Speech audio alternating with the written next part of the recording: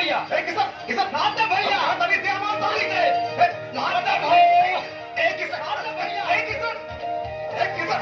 और तौली दे नाम दे क्या तभी ते आके किसन बाबूजी अरे सियान भैया के बाप भी लेकर दिए झगड़ा करता सब देखा ना बाबूजी हमरा के हॉस्टल एक बार आई हमारा तौली लेके भाग गए जब देखा था वैसे ही करेला हम अपना नए कपड़ा खरीदे नहीं आई पहन के भागे ना कहा ऐसा करता रहे तो काम करे यार ये लोग खातिर तो तुम नया कपड़ा खरीद लो हमारे खातिर कोई खरीद ले बड़ा तो ये लोग के नाक पे नहीं टका लमटे घूमी बहुत चुरा चलता तो देव को तौली ना दे अरे ना दे हो दे हमार तौली दे हमार तौली दे किसन भाग गए किसन हमार तौली दे किसन अरे क्या हो गई काहे झगड़ा करता रहो देखा ना भाई ये हमार तौली पहन के भाग गए दे दे बेटा ना दे ना दे हमार तौली दे किसन कहां से तो छोट भैया ना हो ये नहीं के जरूरत भाई दूसरे के तौली पहनल हाइजीनिक ना होला हाइजीनिक ना होला हाइजीनिक ना भाई हाइजीनिक इससे बैक्टीरिया फैलेला तो बीमारी हो जाला अच्छा भाई भाई का कपड़ा पहनने से बीमारी होला हैं भाई भाई का खून अलग होला का हाँ कपड़ा तो कपड़ा भाई भाई के खून भी अलग होला भाई भाई का खून अलग होला भाई तो भाई माँ बाप बेटा के भी खून अलग होला अब देख हमारा खून है ए पॉजिटिव एक गधा के खून है ए नेगेटिव और भैया के खून बी नेगेटिव और बाबूजी के खून ए बी नेगेटिव है हमार तौली हमार तौली भैया कहा तने हमने चना के पहन ले हम नहीं लगा हमार तौली भैया ने नहीं पहन ले भैया ने हमार भैया हुआ हमार तौली ने किसन गा रहा है किसन बोलो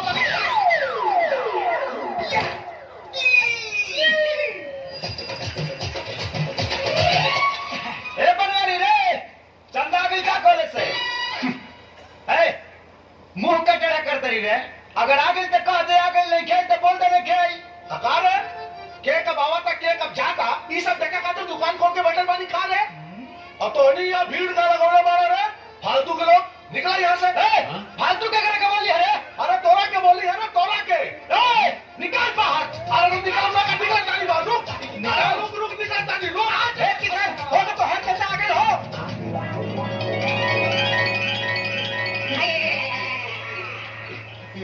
ए झगरू इने आनरी क्या भाई तनी हमर साइकिल टेढ़ा करना हो गए चंदा ए चंदा अरे कहाँ भी नजर आ रहे हमरा साइकिल का हैंडल टेढ़ा हो गई बस सीधा कदा चल सीट के दार क्या वो कोबी भट्टा बोए वाला गोविंद प्रसाद के बेटा हुए ना रे हाँ समझा दे अपने बात के अरे वो कहा कोबी भट्टा बोए वाला एगो मामूली किसान और हम एगो बिजनेसमैन वो बार बार हमसे टक्कर लेता है बड़ा सुंदर बड़े यार सुंदर है तार दुकान का टायर बा का ट्यूब बा का रिंग बा का सीट कमर बा बाबूजी हमके 100 रुपए चाहिए काहे रे हमके सहेली लोग के साथ पिकनिक पे जाएंगे पापा तो जा काली ले लिया तो काल काल बोल के तरका दिला हमार सहेली लोग आवता लोग हमके अभी चाहिए इधर चला हाय हाय का स्टाइल बा लेकिन स्टेज रे तारा मोच के का मोच बता हाँ हाँ तनी चंदा से पूछा ना वो कहा जाती है बेबी हाँ बेटी चंदा अरे पिकनिक में कहाँ जाता रे बेटी नदी किनारे जाती है नदी किनारे ते काहे पूछले रे कि वो कहाँ जाती है तोहर बेटी चंदा ही है अब जवान हो गई बिया तो तोहार जानल जरूरी बना क्यों कहा होती है कहाँ जाती है सही बात बा ये बात बा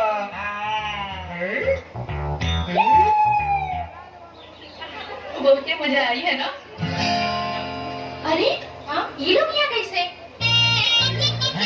बोले आगे निकल रे चलो चल के देखा जाओ चलो ये किसान सब गुस्सा में नहीं है वो तो रिसोन चल भागे के भागे रुका सा लड़की के खींच टाटा भीस साइड डाउन ए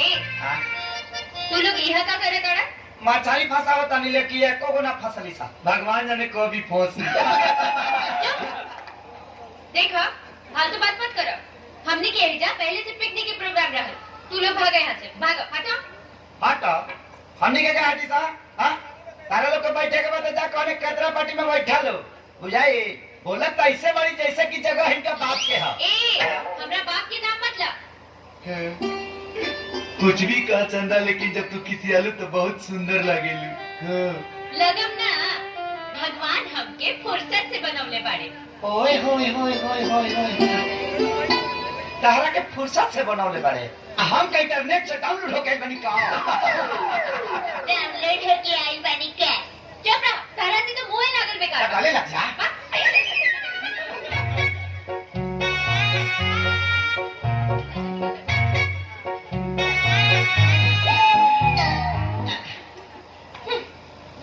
लौका काई चंदा चंदा को बात को ही कर ले।